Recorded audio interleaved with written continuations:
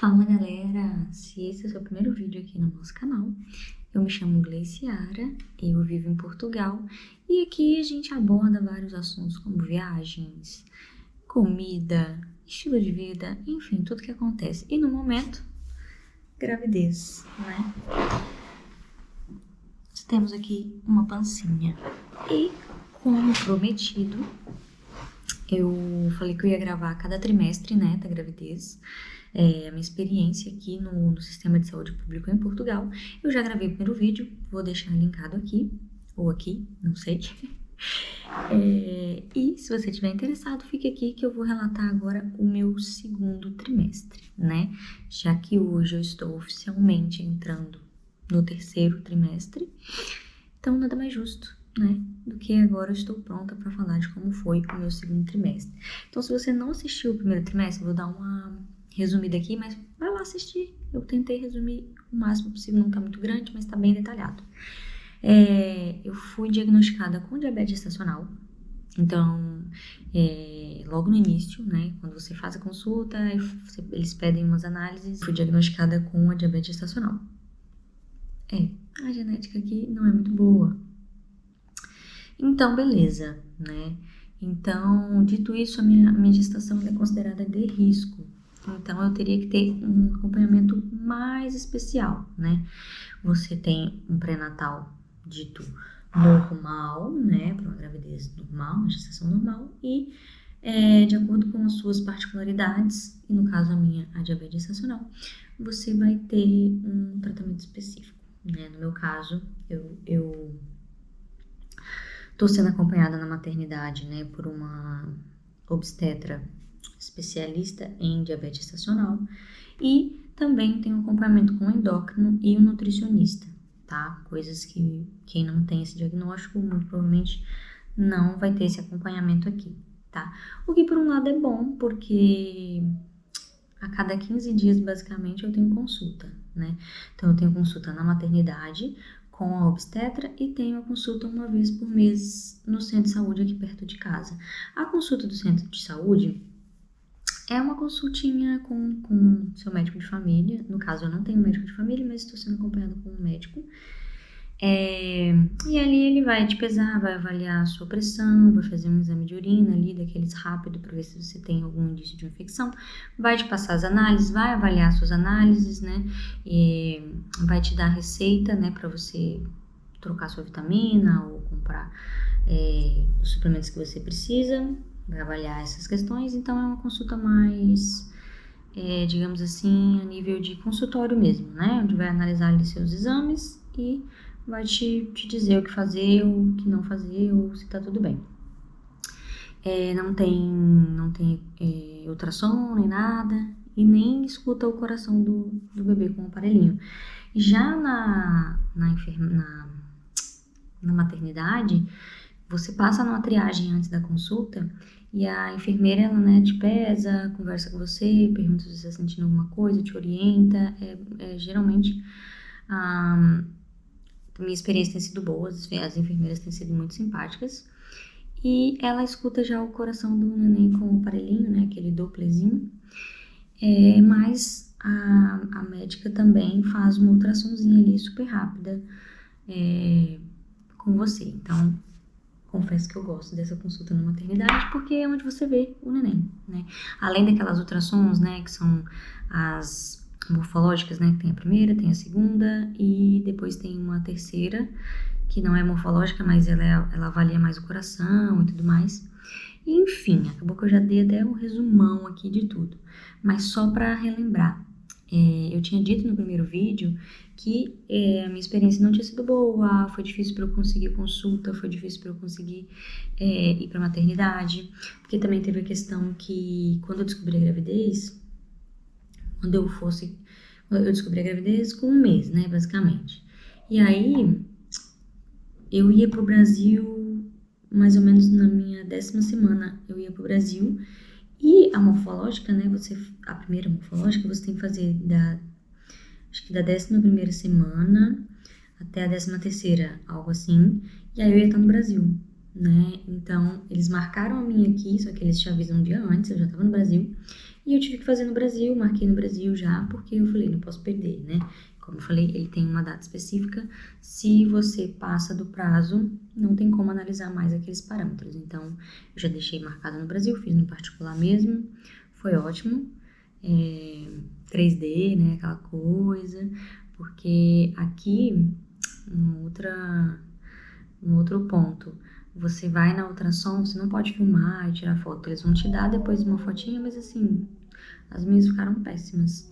Tudo em preto e branco também, então confesso que no Brasil é um pouquinho melhor nesse sentido.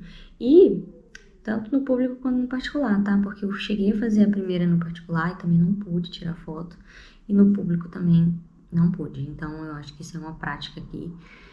Talvez dependa do médico, não sei, mas a médica que lá na maternidade, a última que fez agora a ultrassom, ela falou que era norma do hospital, que não podia tirar foto nem nada. Enfim, dito isso, a gente marcou uma ultrassom extra, né, uma ecografia, que aqui fala ecografia, extra, né, vamos pagar, fazendo no particular, que é uma clínica que ela é especializada em fazer essas ultrassons que eles chamam de emocionais, né, 3D e 4D, onde de fato você já contrata a ultrassom com um pacote de fotos, de vídeo, aquela coisa toda, que geralmente no Brasil a gente já tem direito, sabe? Então aqui tem uma clínica específica para isso, tipo,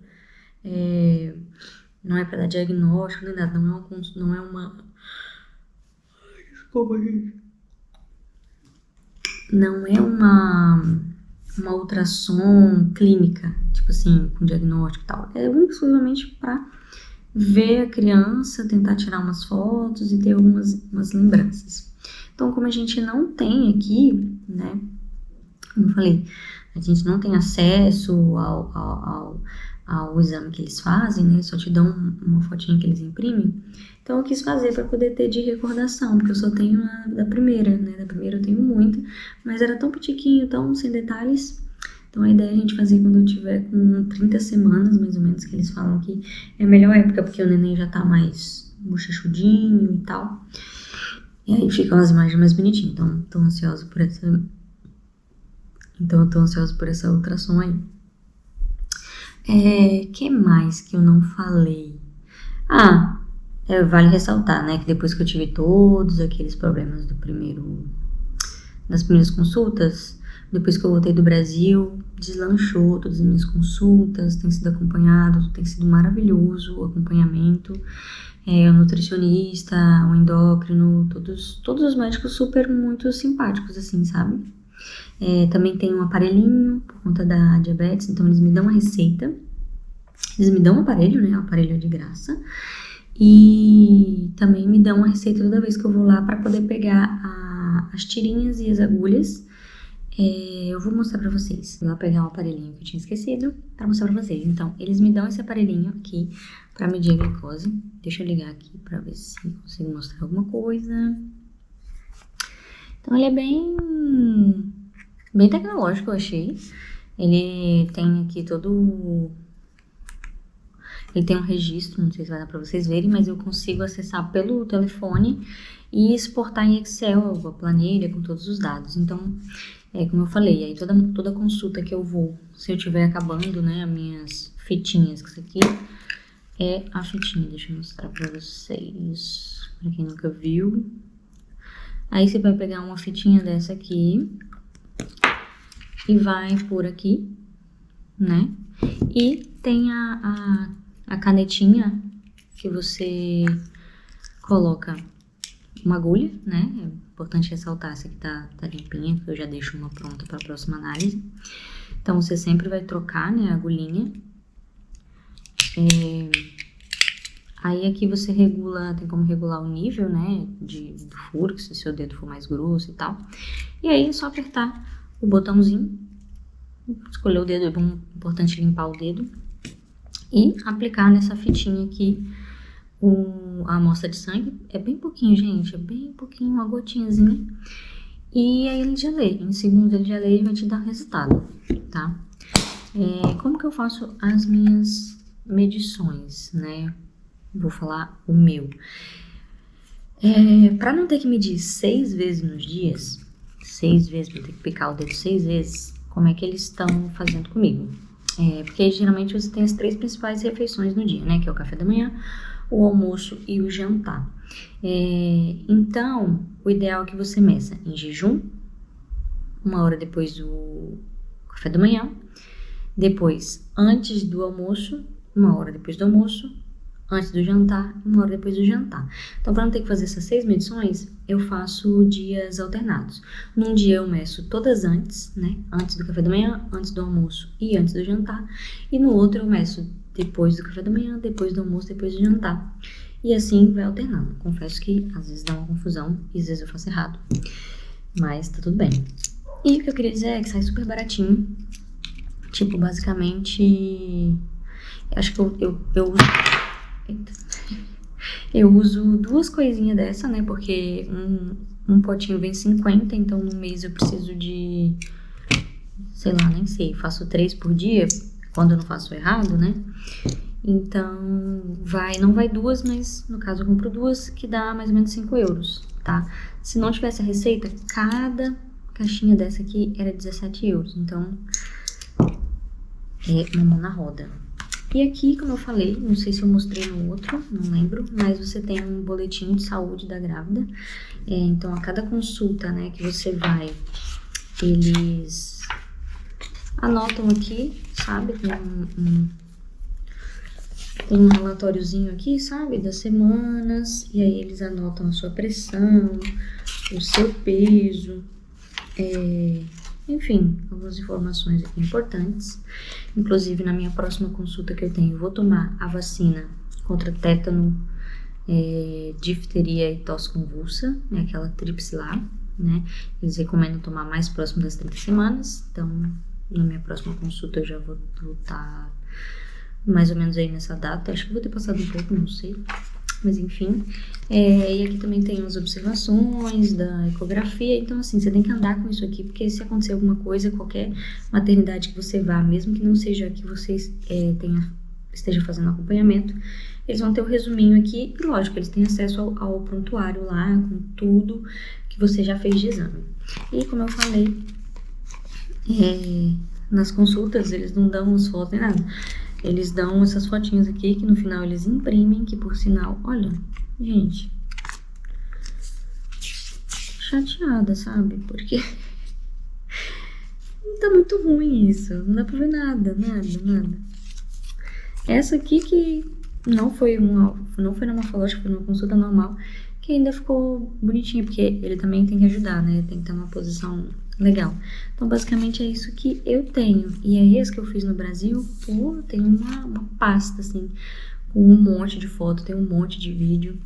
E, confesso que é legal, é bem legal, porque é onde você vê, né, se materializa. É isso, deixa eu ver se eu esqueci de alguma coisa, mas eu acho que foi tudo. Então, se no primeiro vídeo, né, a minha experiência tinha sido um pouquinho mais frustrante, agora o cenário já mudou. Tem sido muito bom o acompanhamento. Como eu falei, eu tenho o plano de saúde, que eu deixo como emergência, né? Por exemplo, na segunda morfológica, eu ia pro Brasil, eu fui pro Brasil de novo. A gente foi rapidinho, 3 semanas, que a gente tinha um casamento pra ir. E ia dar nessa data, entendeu? E aí eu falei, vou deixar marcado aqui e vou deixar marcado no Brasil. Só que eles me ligaram, tipo assim, na semana antes de eu viajar, no dia que eu tinha marcado pra fazer a morfológica aqui no particular, um dia antes eles me ligaram, dizendo que tinha surgido uma vaga, se eu não queria ir lá fazer na maternidade. Então, assim, fiz de graça. Então, esse é o único problema, assim, que eu acho, é que eles marcam meio que em cima da hora, né? Mas, enfim, manda quem pode, obedece quem tem juízo. Já as consultas, por exemplo, as consultas daqui do Centro de Saúde, eu já tinha todas marcadas até maio. Acho que agora nessa minha próxima que eu vou, a minha última que eu tenho em maio, muito provavelmente eles vão marcar a minha próxima de junho, né? Porque a criança ainda não vai ter nascido. A previsão é nascer final de junho, meados de julho, então, né? Tudo pode acontecer aí, a gente tem sempre um mês que pode nascer antes ou depois. E já as da maternidade, né, com obstetra e com o nutricionista, o endócrino, cada consulta eu vou, eles marcam a próxima. Então, eu sempre só sei na consulta quando vai ser minha próxima consulta.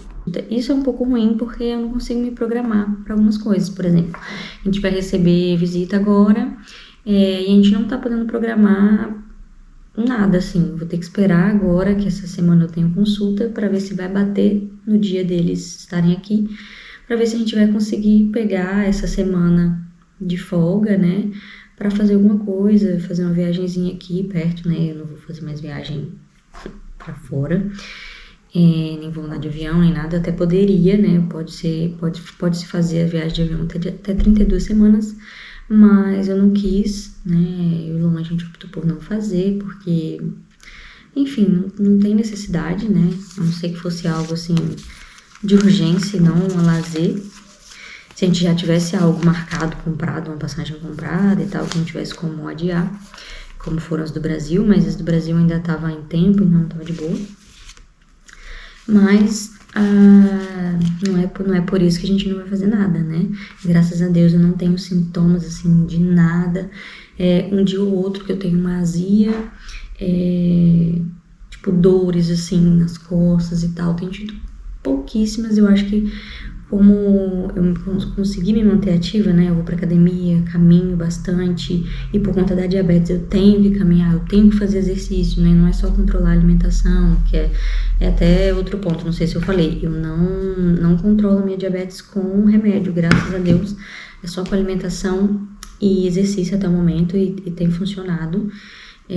Então, para mim é primordial que eu faça esses exercícios, né, me mantenha ativa, e acaba que isso ajuda muito na sua disposição, na sua estrutura, na sua lombar. Então, eu faço exercícios que me ajudam a fortalecer essas áreas para eu sofrer o mínimo possível, né, porque agora, a partir desse terceiro trimestre agora, é onde a criança vai ganhar mais peso, onde ela vai pesar mais, então, assim, se você não se preparar, vai doer muito, né? Mesmo se preparando, pode ser um peso, né? Que cada corpo é um corpo, cada pessoa tem uma particularidade, né? Você pode ter aí algum problema, alguma questão aí. E, enfim, é isso. Agora vamos para a reta final. Já temos bastante coisa, já temos praticamente tudo pronto, assim. Nosso enxoval foi bem minimalista e a gente ganhou muita coisa, então... roupinha a gente comprou pouca coisa, e a gente tá querendo esperar nascer e ir comprando conforme for precisando. Primeiro porque aqui as roupas são bem acessíveis, eu acho muito acessível, então a gente pode comprar lá a qualquer momento que vai estar com preço legal. Obviamente que tem as épocas de saldo e vai nascer na época de saldo, então a gente aproveita e já compra também o que estiver precisando. Por quê? É uma criança que vai nascer no verão. E eu tenho muita dúvida com relação a isso, ao que vestir. Eu acho que se nascesse no frio, era mais fácil. Porque você compra roupa, bota roupa, e eu acho que é muito mais fácil, assim. Agora no verão, eu não sei se vai dar com pouca roupa, com muita roupa. Porque você tá acostumado a ver no Brasil, pelo menos na minha cidade, tá sempre calor. É um período ou outro que tá fresco. Mas as crianças estão sempre todas empacotadas, cheias de roupa, com um monte de coberta. E eu fico, meu Deus, e aí? Não sei.